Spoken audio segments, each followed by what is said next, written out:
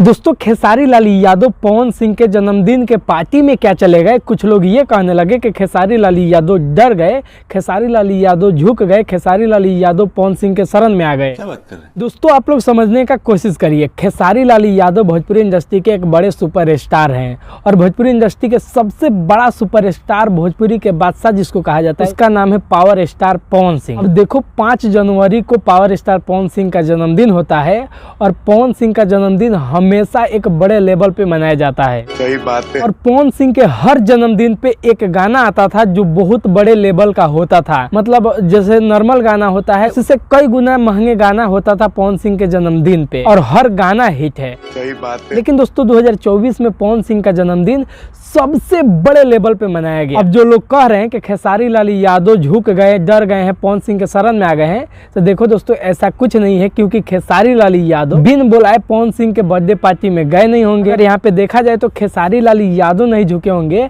पवन सिंह झुके होंगे। और दोस्तों झुकने वाला बात बिल्कुल नहीं है, लेकिन जो लोग कह रहे हैं उसके हिसाब से हम कह रहे हैं, लेकिन झुकने वाला कोई बात नहीं है। पवन सिंह पहले इनवाइट किए होंगे खेसारी लाल यादव को, उनके पूरे टीम को, इसलिए खेसारी लाल यादव अपने टीम के साथ पवन सिंह के जन्मदिन में पहुंच गए। दोस्तों हम आपसे कहते हैं कि इसमें झुकने वाला बात क्या है, क्योंकि खेसारी लाल यादव के घर का खाना पवन सिंह नहीं देते हैं और पवन सिंह के घर के खाना खेसारी लाल यादव नहीं देते हैं। कोई किसी के आगे झुकेगा क्यों? सब लोग भाई भाई हैं, भोजपुरी इंडस्ट्री में एकता बना रहे, इससे अच्छा क्या ही होगा।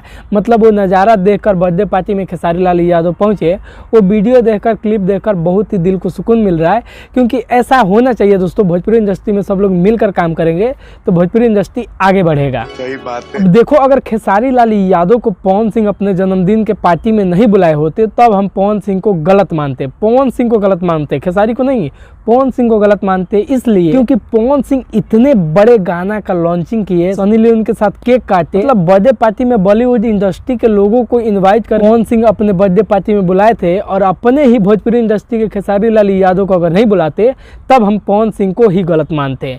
लेकिन पवन सिंह ने बहुत ही अच्छा काम किया, पवन सिंह ने खेसारी लाल यादव को बुलाया और बहुत अच्छा लगा वीडियो देखकर।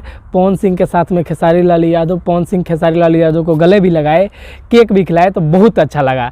तो दोस्तों ऐसे भोजपुरी इंडस्ट्री हमेशा एक साथ बन के आगे बढ़ते रहे, सब लोग मिलकर काम करते रहे। हम तो चाहेंगे कि बहुत जल्द पवन सिंह का और खेसारी लाल यादव का फिल्म आए।